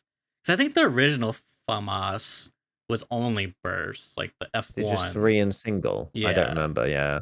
and then I looked this up not too long ago because I was trying to import a Tarkov SP mod, the FAMAS, into make it compatible with Tarkov realism. So I had to like basically come up with some fake values to fit within the realism parameters. But I was trying to get it, accurate to realize. I had to like look up some Mhm. stuff. So I watched the Forgotten Weapons guy, and then Ah. I got sucked down a rabbit hole. I was like, oh, this is kind of interesting. But yeah. Anyways, no, I like the. Yeah, I like the. It's like kind of iconic, the FAMAS and its look, in a sense. What is it with us Europeans and our like bullpup, standard issue rifles? I don't know I don't know I what's think wrong with us. it's the way, Kind of cool. But personally. yeah, can you imagine having like 1100 RPM 556 gun in the game? That'd be kind of cool. Yeah, that would be pretty That's cool. fast. That's speedy. That's the same speed as the 45 vector. It would be faster than the P90, the MP7, um and the 9mm vector. FAMAS go brr. Even 1000 RPM would be really sick. Like the HK is the fastest firing 556 we've got in the game, and that's 850. So it'd be quite cool. We've got like the full spectrum. You go from like the MDR all the way down at 650 SCAR, and then you go FAMAS for like 1100 for full guns blazing. It'd be cool. It's So just, yes, FAMAS for me. yeah, I was trying to see. Don't think I can scan it quickly enough, but I was trying to see on the Wikipedia. There would be see the variants and see if I could decipher. I was thinking maybe the burst would be the faster rate of fire, and maybe the fully automatic would be the lower. Like it would be 900, like more atypical. I can't really see anything. So, anyways, someone listening is probably I don't know. has that knowledge. I'd be interested to know, because that'd be Probably. interesting if you could have to make a trade off between full auto at 900 RPM or whatever, and then or you could switch it to burst and have it at the faster, or maybe it's like a variant version. I don't know, because there's like the F1, G1, G2, etc. There was one other thing that somebody mentioned, which is apparently in PvE, there's the progress isn't saving or something for Hmm. some people. There's like a bug where you do a raid and then you leave, and then your bag is empty, or like none of the items saved or something after the raid. So I'm guessing that they'll fix that pretty soon. But there's been a few little glitches with PvE. So if you're having that, then you're not alone. I'd be interested to know the numbers of people playing PvP versus PvE. That would be interesting. Well, I mean, he said 70%. We said Oh, 70% of I the guess. PvE players are playing solo. Yeah. We know that. But just the ratio between Play. Yeah. who's playing PvP, who's playing PvE, Oh, that would be the number of interesting. raids. Actually, the number of raids wouldn't really cut it. I guess it'd be like, number of players playing in raids as a cumulative total. That's what you'd want to know. Be fascinating. Yeah, because like I think a lot of people are playing it. Like you've got the cohort who are playing SPT who have done previously, but those who just don't want to faff with stuff Mm-hmm. or download things or like risk messing something up. I'm sure there's a big cohort of people who are playing that PvE. I'm sure there are. Yeah, speaking of SPT, I'm in the works of making my first mod, and it's for Ah, Tarkov. that's very cool. What exactly is it? So it's a mod in quotation marks.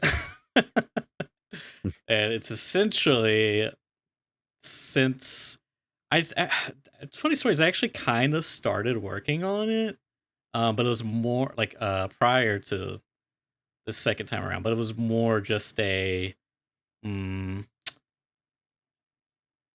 uh more just like a suggestion, because essentially it is a mod to an existing mod. So what I want to do is take SPT realism and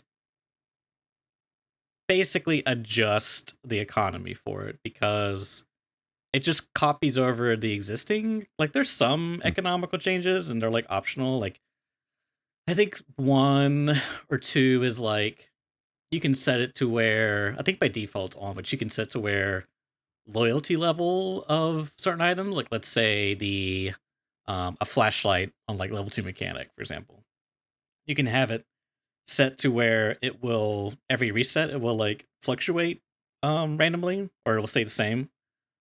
So like sometimes you'll refresh if you're on level 1 traders and you'll see like a level 2 Oh, trader item on there on the that's level cool. ones, which is kind of neat. And there's like, you can have like price swings, prices will fluctuate, but it's all random. And I think, I'm not sure what it is now, but I think he's changed some of that, because we spoke to him that one time, and I've been Mm-hmm. kind of chatting with him a bit. But anyways, yeah. So that's kind of how I got in touch with Fontaine. Was just like, have you ever thought about changing economy?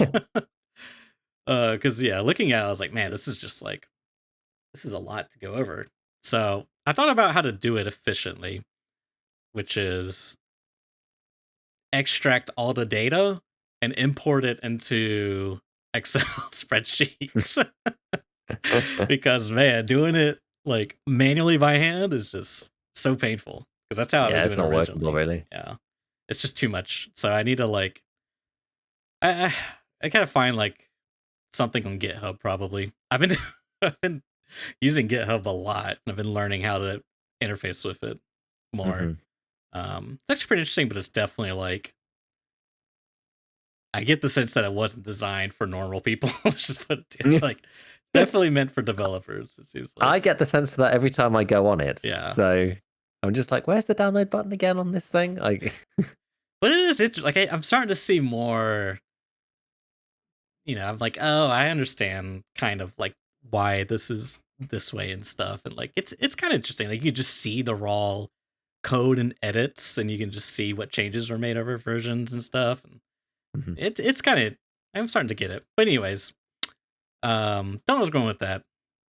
Other than, yeah, I just want to like, I asked him, I was like, hey, is it okay if I like make my own in quotation marks mod and just like rebalance the economy? I think that would be fun. And it's like very simple. Like he's going to help me with the implementation, because you can't just upload straight replacers, as they're called, where it like Right. overwrites the existing game data, because you would, if something goes wrong, then you can't like revert unless you back it up. Like it's just not very good practice, Mm-hmm. I guess. A lot of like mods nowadays, or there's a lot of I should say mod managers, where they sort of like help with that issue by either having its own separate folder or like a virtual working folder. So you like keep the base game, if you will, like intact, and you're simply just like adding on, not Yeah. replacing anything, which is nice. So yes, that doesn't exist for SPT. That rule makes sense. So he's going to have to help me learn how to. I don't know. I guess I'd have to like. I'm not really sure what the implementation would look like. Maybe it would be like a. I don't know. I'd be interested to see because again, jumping back to Fallout, it's like a lot of these mods that aren't like innate to the Bethesda engine. They're sort of add-ons through this New Vegas script extender, Mm. which they're all like typically DLLs, so they get like I guess injected into the game. But like I don't know, DLLs is something that I'm like I don't really know exactly what it is. And I don't need like like what is it? It's like it's such a it's like how do you open this thing? And then like I don't even think you can open them. I think you have to like they're not like backwards compatible necessarily. Maybe that's wrong. Anyways, it's like yeah. So I don't know how that's gonna work, but the first steps is getting it all extracted. I last night I was actually really glad I did it, because the patch like announcement came out. So last Mm. night reinstalled Tarkov and like updated it, but it did. But because the newest update wasn't out, I was like, oh, let me go check and see which version SPT's on because they're usually like a couple versions behind. Yeah. And luckily, the version that which was like 14.8, whatever, blah blah blah. Uh, there was a patch available to go from the downgrade Uh, that to like the SPT version, and I obviously they see. wouldn't have one for the one that just came out, Yeah. 14.9. So I got kind of lucky there. Good timing by me. And so, anyways, I gotta set it up and then get the realism mod running because then I think it creates all the information that I would then need, and it's basically just data entries at that point. So just getting that all into a spreadsheet and organize. That's like first battle. After that, Giga, it's like Mm. it's like it's like scratching that itch for me, where it's like I have like some like weird like they're like pet peeves, but they're like so minor in the grand scheme of things. You know what I mean? It's like a classic one I could think of is like the pistol, which I guess now at the PM, I think there's probably still one. Yeah, for like the P226. There's like these different pistol grips, Mm-hmm. and I think if my memory serves me correctly, there's a couple that are on like Peacekeeper 2 or something that are like more expensive but give less stats than Oh, the the one. classic. Yeah, it's just like things like that. Like I just want that to like even though it's like 0.001% meaningful, it's like I want to fix Yeah. that. It's like so like be able to like scratch that itch through this manner is gonna be very satisfying for me. So Does you already got the mechanism in there to like move prices and stuff like that? Does that exist already? So can you like can you manipulate the formulation that's already there for prices changing, or are you gonna have to mm, actually like do that? yeah, so like once the mod's set up, let's say it like creates the folders and files on the uh folder, like the root folder, the single player folder. Um and then you can go in and just like they're basically just like JSON files, which I think is like a type Okay. of JavaScript file. It's just like data entries for stuff like yeah. So I can like you can just do it yourself on your own game. You can, do that as well. But I want to make something that's like comprehensive and then is like, you know, as a mod, so to speak. It's like, hey, Yeah. here's an economy add-on or like a economy balance specifically for because like within the context of realism mod, one of the ones that like caught my eye was the brace, the pistol brace. It's not really a pistol brace. It's like it goes on. I think it comes on the mutant by default. Yeah. Right. Um, and in realism mod, because it's realism, it's not a very good stock. Like you're not, it's not something you want to use, right? And because it's on Peacekeeper 2, because that's how it is in base game, right? Mm. It's and the stats are bad on it. Like, you actually get negative stats, but because the way the mod works, having a stock versus not having a stock is better, right? So Yeah. even though it's like got some penalties, it's still better than not having a stock.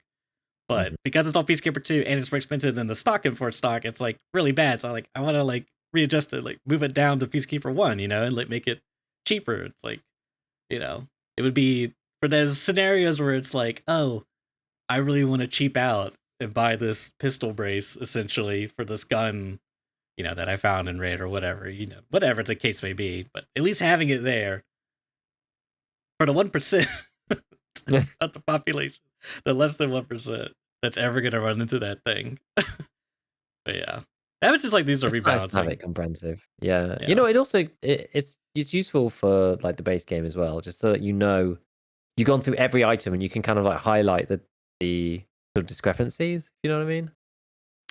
You kind of like know which ones stand out, I guess. If you're doing it like systematically, yeah. I you mean, it can won't be be exactly 1-to-1 simply because the stats are so different than the base game. If that's what you true. mean. Yeah, that's true. Yeah, Yeah. Yeah, you're right about that. but it's for me, it's like an itch I get to scratch, and that's what I'm liking it the most about it. So I'm probably gonna start light and just do mods, and then see about maybe ammo. Because like, Mhm. yeah, because it is so different. You know, like it's not so different, but because like as a catch-all, rifle rounds are like much more effective regardless of their type. Mm. Just simply by its nature of being, having more gunpowder and bigger casing, it's a better round. It doesn't really matter if it's PRS or not. Um, Yeah. it makes the decision making and like what you're buying from the traders and like everything's kind of like not skewed properly for realism mods economy. And you know me, I like numbers, I like choices. So, yeah, That's an interesting project. yeah. I hope it works out. I hope it works out. Yeah, I've been offline a little bit. I got recommended a game called Stellaris. I've been playing a little bit Mm. off stream, and because it's not something I'd ever play on stream. And to be honest, I don't really play like grand strategy games Hmm. that much, like 4X, whatever they're called, those type of games. And I couldn't really remember why, because I probably should quite like that type of game, but I've always been more into. I think it's partly because of my background of being like 1v1 RTS competitive like base builder types, like StarCraft types, that these things are I mean, they're different format. They're mostly single player, and like this one in particular is very single player. But even things like the Total War series in general, right? You can play multiplayer on those, and that's more like tactics. It's not really overarching strategy. It's like battle tactics, that kind of thing. If you're playing it multi, and I always liked having bases with an economy and stuff because it just like for me it makes the game a bit it's richer and less intricate, if that makes sense, right? You can beat somebody through build order and an economy rather than just like pure battlefield tactics. Yeah, yeah. I like having like both of those elements usually. So Hmm. I like tended to steer away from these kind of games, but I do like big like economic space sim type of things. I've played like the X series in the past, X3 mainly, and a little bit of the recent X4, which is okay. But yeah, I do like big space sims, and this is the biggest sort of highest level type of space sim you can get. Like the premise being you can play as like tons of different races. There's so much in the game. Actually, I was quite shocked as to how much there is. And the basic like default premise though is that you're a united Earth and you've just worked out fast and light travel, so you can go to other star systems. That's like the beginning. So you start on Earth. I mean, as I said, you can play with like lots of different factions, but there's like a ton of different alien races out there that you meet, and they've all got like different. Some of them are like militaristic, some of them are pacifist, whatever. And yeah, there's just a lot of stuff. Like you build on the planets, and then you build your fleets, and you have to capture stuff. Like it's very specific in it's got very specific mechanics. You like have to just learn like the things the game does and the things the game doesn't, because in a game like this, you can't really like guess. You just have to play it and then just like take it as it comes. Like there's not really that much like logistics. Like you could just move your fleets around kind of wherever you like. Like they don't need to be supported in any particular way, really, other than traveling around. But yeah, it's one of those ones where I've just been like information sponge. I think I played like 30, 40 hours at this point. And it's weird because I expected it to be like a campaign. Yeah. And like or like a game of Stellaris where you play it and then you play it again, right? Because there's like so much replayability in this thing. And I was I think I should almost have been seeing it more like a single player campaign kind of deal. Like you play the game through and it takes you X amount of hours. Right? I really should have been thinking like that because I haven't finished my first game yet. Like I'm in the closing stages of like game one. Like the first game that I started and learning the game with. So I was like astounded by how long it goes on for.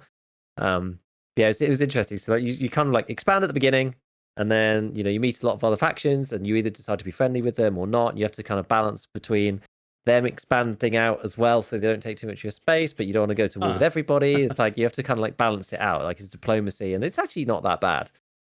Is It's it got like, quite it's relatively decent in that way.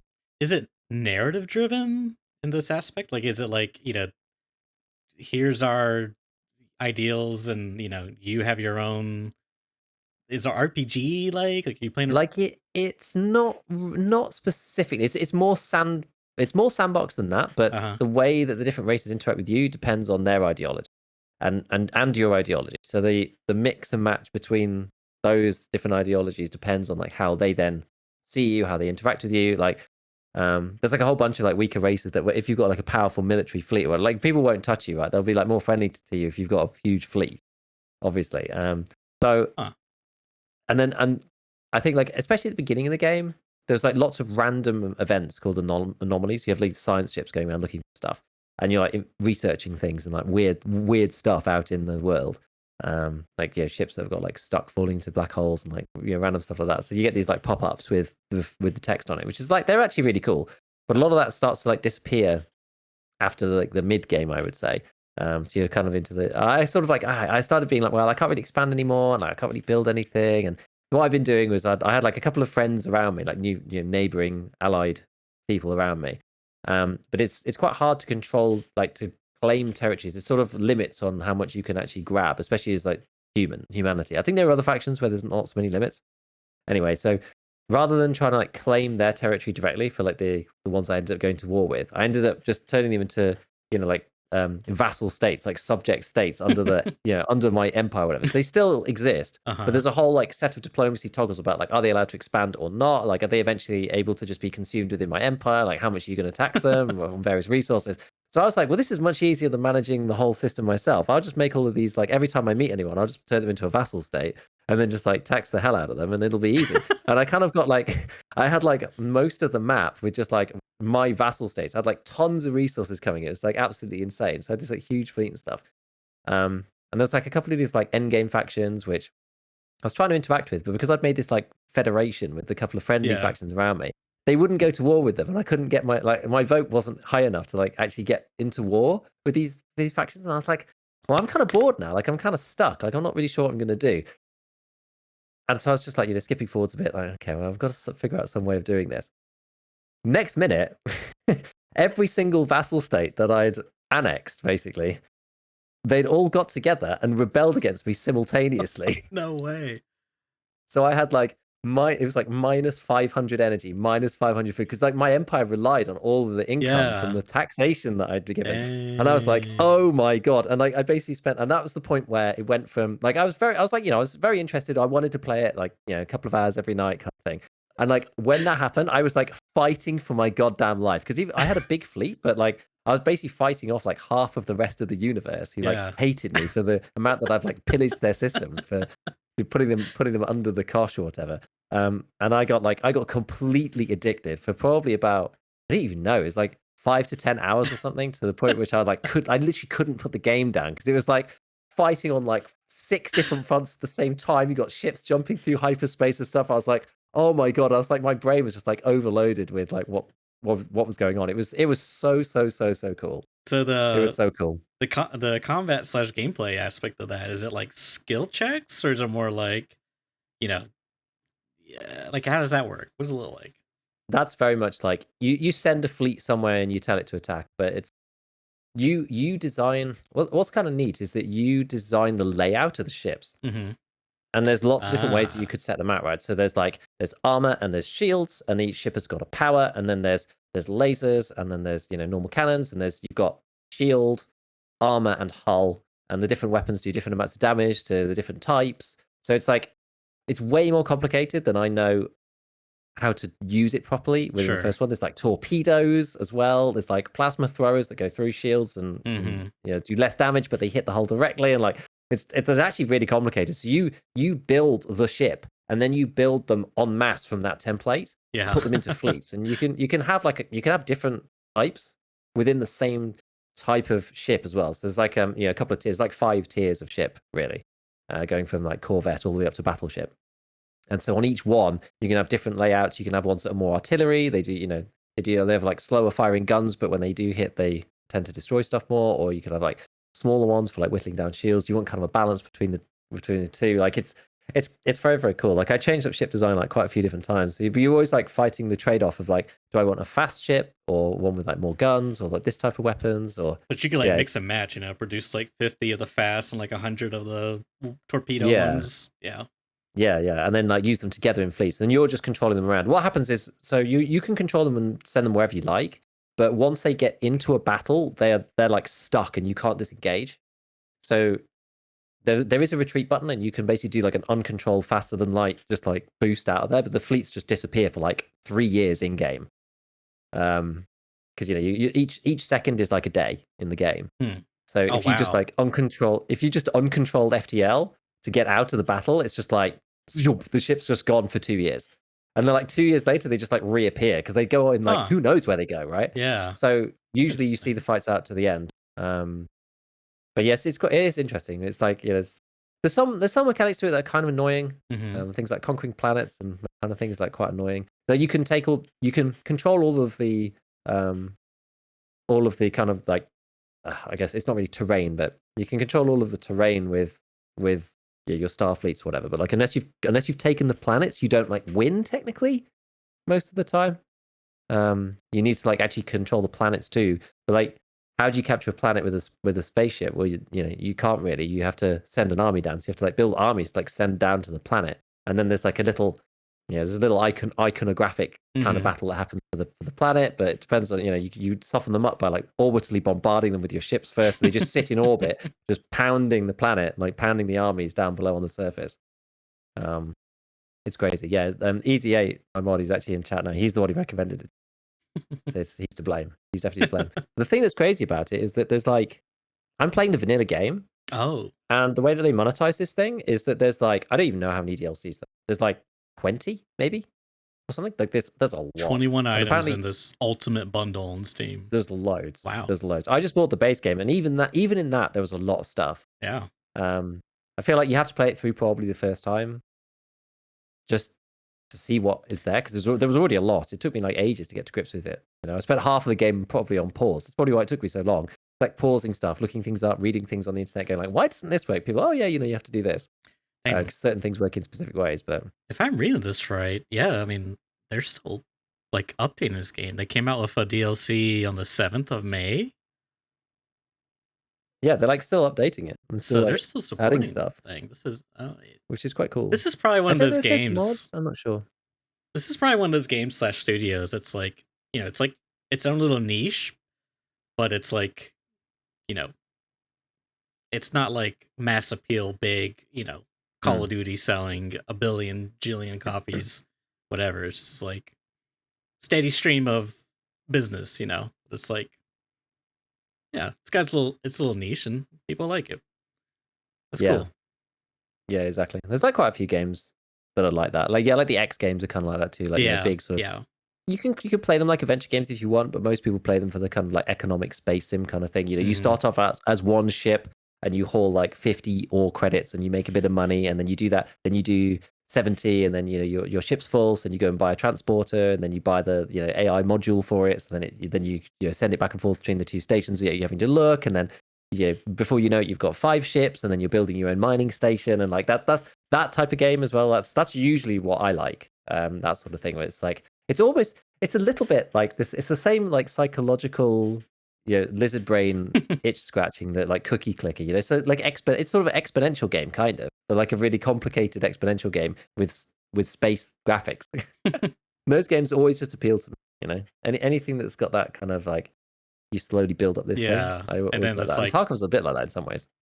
yeah, things keep getting more and more like there's more to manage, more Yeah, stuff, and it's like everything's and you get building better at upon it, each and it's other. like, and there's more. It's because it's just like it's like problem solving 101, right? Like the bigger it gets, the more you problem. It's like Factorio as well. Like I really enjoy Factorio because it's just like the bigger it gets, the more unruly the thing becomes to control, and you're like, oh, next time I'll do it this way, and yeah, it's just like lots of problem. I just like problem solving. That's why I started to be like, I started to get a bit bored of it, and then when literally half the universe turned against me, I was like, oh my god, That's so this cool is that actually they had hard. like them rebelling like that. Like that's so cool. Yeah, Because it sounded like you're doing thing like it sounded like you found like a trick. You're like, aha, I've outsmarted the developers. I came up with this system where, and then suddenly they're like, we're gonna rise against you, which is I guess because yeah, you didn't like fully conquer them / enslave them, or maybe it's yeah, because you had too exactly. many that they Well, realized, wow, we I hold had all the like, power.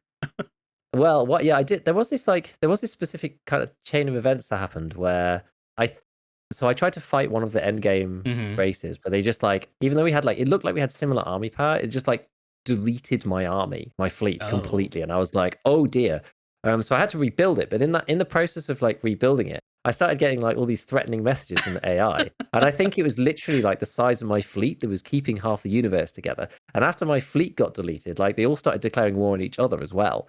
So I think like I was basically like the Oh, peacekeeping force, and after it I got destroyed, everyone see. was just like, now that the fleet's out the way of the Giga Empire, now we Right. can do whatever. And then they all banded together and rose up against try and overthrow me. But yeah, it's like I was just, it's so difficult to conquer all these planets. Like I'll just turn these in. I'll just turn the whole universe into this huge feudal Mm-hmm. vassal state instead. But yeah, and then there's this like obviously they're still autonomous. Like I know it's free thinking in inverted Right. commas because it's AI obviously, but I was surprised. I was surprised by the coordination as well. Yeah. Like it wasn't just like one or two. It was literally all of them together declared war together, and like in the war screen, it shows you who's on each side, and it's just like me versus everyone. It was like, oh god, That's so cool. So this is it this was is very funny. basically Space Dictator Simulator. Kinda, yeah. But you can be like, I'm like a relatively nice race Uh-huh. minute. I think I've got more dictatorial as time gone on, just because some of them were. Like I've got my federation of like nice races, and then Mm-hmm. basically everybody who was a dickhead at the beginning got vassalized and then taxed to hell. Um, pretty much, because that's just kind of how it ended up, right? I was just Yeah. like, oh, these guys don't want to diplomacy; they're just like being a pain in the ass. Mm-hmm. So I end up at war with you anyway. Um, But there's no like but yeah, story incentive for like moral stuff. This is kind of like how I'm, trying to receive this knowledge is it's kind of like a really, really, really, really long match of Dota 2. Is that kind of what I'm but yeah, kind. It's not I mean, like you are main protagonists and then there's these factions of different beliefs and you got to either do the good. Are you going to be a bad protagonist or are you going to be a good protagonist? It's not like that. No. I'd say it's halfway. I'd say it's halfway Okay. because like what you do depends on, because I think what you do changes like the attitude as well. But it's like it's more formulaic, right? It's not like it's not narrative driven. It's more like you know when we were at war and yes, we've got peace now, but like I think less of you because you like absolutely flattened the living hell out of my planets to take them over, right? Because like there's two stances for fleets as well. It's like you can like try to target the try and target the armies and like avoid the population or whatever, or you could just do like indiscriminate bombing, which does like loads of damage to the armies, but it like flattens like half of the resources on the world as well. But it's a lot quicker. So it's it's very tempting. But then afterwards, then in the diplomacy screen, it's just like you've got a negative modifier for like indiscriminate bombing of people's planets and that kind of thing. So it's like it sort of plays into it, but in more of like a statistical, like numerical kind of way. It's like, oh, that's the overall calculation of like your diplomacy kind of thing, rather than being there any sort of emotional storytelling. I see. There's Yeah, not yeah. really any of But it that. is sort of like, in some cases, you may be tempted to do evil. Like the game almost tempts you to be evil. You know what I mean? Kind of, yeah. But then it's like, oh, well, there are ramifications. Like Right. if I hadn't have done that to some of them, maybe they wouldn't have rebelled. Like, that Mm. kind of thing. Or like, oh yes, you could, you can just tax these people because they can't do anything because you've conquered them. Right. It's They like just have to accept. this race or this planet. It's like, the most peaceful. It's like practically utopia. They solve so many issues, and it's like, and the game tempts you is like, well, do you want to tax them or you want to like mine them for all their resources? It's like, well, Yeah. that's a lot of resources. I mean, yeah, Yeah.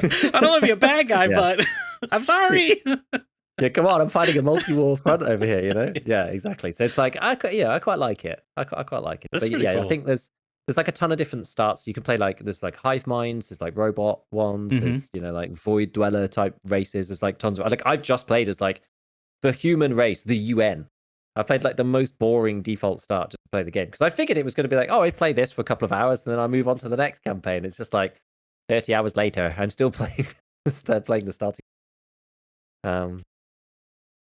Yeah, That's it's cool. Oh yeah, actually, there's one cool thing, right? So right at the beginning, this is like much closer to the beginning, and then I'll stop talking to Laris. But right at the beginning, your stance for like pre FTL, like faster than light hmm races, kind of matters. So I bumped into a planet of some particular aliens, and it's like, oh, they're in the industrial age or whatever, and they're on this planet. Like, should we just watch them, or should we get involved? Like, should we should we abduct some of their species to see how they work? Should we just and if you just sit and watch, then you basically get like there's a bunch of different resources in the game, but one of them is science, and basically you get like science resource if you just like sit there and watch them.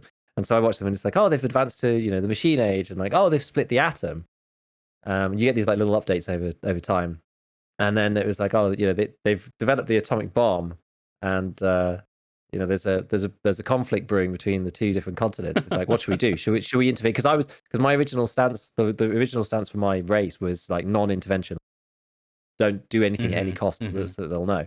And it was like, what should we do? Should we intervene? Like, it looks like something bad might happen. And I was like, no, let's wait and see what happens. And it was like, yeah, they all nuked each other and they're all dead. I was like, oh, what? Like, come on. It was like, out of the ashes, they have to start again. And it's like, they had some kind of like Earth-like world or whatever. And then it's like the descriptions changed to just Tomb World on the description. And it's just like DOS. It's just like Fallout. I was like, oh my God, that's actually so sad. But yeah, something like things like that are quite cool when they, and you find like aliens from 200,000 years ago or whatever, like saved themselves in some data banks, and you choose to like, should we wake them up or not? Stuff like this. Like you might get something you do, but if Right. they're like brain eating nano machines or whatever, then you're probably in trouble. Like there's stuff like this. You have to like kind of balance the choices. So it's good like that. It's good. That's interesting. What's- I've been like sinking my teeth in a couple different RPG slash these like choices matter type of stuff with like Fallout. Like I'm watching a lot of originally like before I started playing or like modding, I was watching a lot of videos like game dev videos from the developers and stuff. And like one of the things they talked about that I thought was interesting because I didn't really know the mechanics at the time, but was like this idea they had like a karma system within Fallout New Vegas, and they had this idea of like um like tempting the player to do evil because what they found I think was that on average most players will do the good thing, like by and large, Mm. and typically you may do the evil thing on like a second playthrough. Like you do your first Yeah. playthrough, I'm gonna self-insert myself and you do like mostly good things, and then the second playthrough is like, oh, now I want to see what the opposite does. And sort of like, well, how can we create ways to like incentivize players to do evil things? So it's like now there's like a karma system, and like one of the things you could do is like steal. So like you go into like I guess like Oblivion or Skyrim was kind of like this, right? Like you Mm-hmm. go into like a pub or whatever, and it's like you could steal, but like you're gonna lose karma. So it's like, oh, do I like actually want to steal? But it's like I'm being tempted because it's a really nice gun. I really like that. Like it's not something I've really experienced before, and having the game kind of like play with you in that way.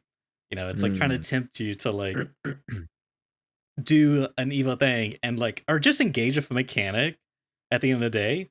And then it's like that will narratively or like have some impact on the game. Like maybe you can't converse with this faction or this companion you can no longer recruit or what have you, or it has some other, effects. And like tying it to Tarkov is like, man, or even just multiplayer games, I don't know if I would want a similar aspect, especially like the survival Yeah. games. Like I don't know, it's kind of hard to say one way or the other, but it's like, it's like I don't know. It's interesting because it's like, do you want to have like these mechanics around people interacting with each other? Because in a single player environment, they're just NPCs. They're not real, but you're supposed to get immersed.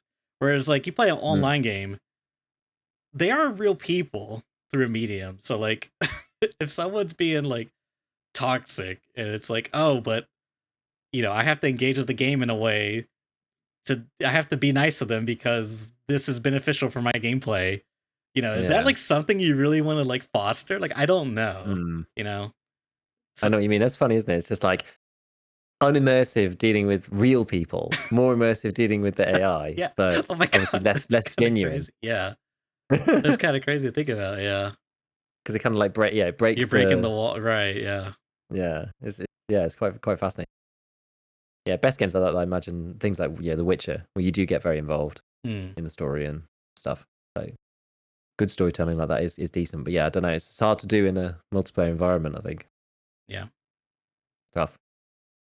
and make it like fun. Like actually, like Mm. you know, wouldn't want it to be something that incentivize people to not play the game. Like, that's not what you want. So, Yep, it's tricky. yep. Games are not easy, actually.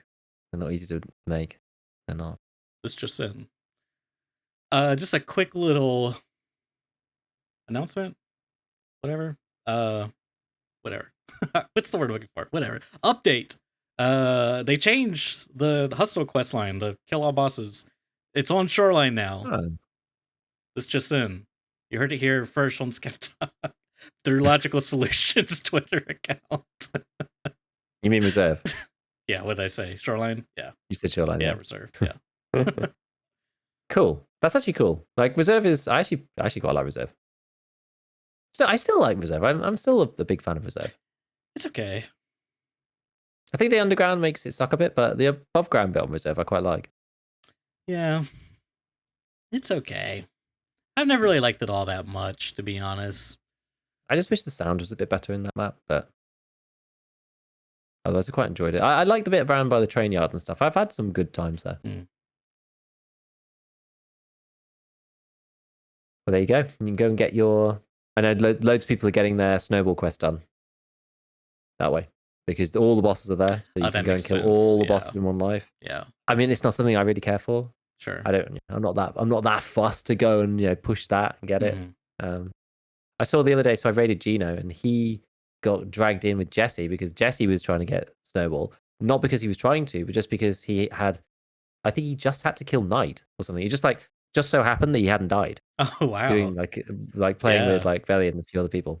That's So he was like, crazy. I literally just have to kill Knight. So he's like, I would normally wouldn't be bothered about it, but given that I only have to get one more, feels like silly, at least with this life, not to give it a try. Mm-hmm. I didn't stick around to see how it went, but I know he was like good at doing it. But it's kind of it's fun. It's quite fun. It's interesting with the achievements, for things like this where you like have to be there at a certain time if you really want to try it easily. Like doing snowball normally is an absolute nightmare. Whereas now it's not necessarily easy, but they're all in one raid, so the spawn rate is 100%. That's Mm-hmm. like half the battle, right? It's like why you stopped going for Kappa. The spawn rate thing is a real killer if you want to try and get all of them done. Yeah. Yep. I remember spending maybe weeks grinding, trying to find kill on interchange. God, it was awful. Never again. Never again. Didn't even get Kappa either. You should get the achievement so close when it wipes. Yeah. I got the achievement in life called Tarkov Brained. Cool. Anything else for today's cast, Gigo? Nope, that's about it. All Just right. waiting for this new motherboard to come Mm. tomorrow, and then piece together the stream PC thing, and it'll all work. My next project for the weekend. Sounds good. Well, I guess we will look forward to next week. Get some more information on the new traders and all the mechanics surrounding the GP coins. Very curious to see how that plays out. And yeah, we'll see you next week. Will do. Bye bye.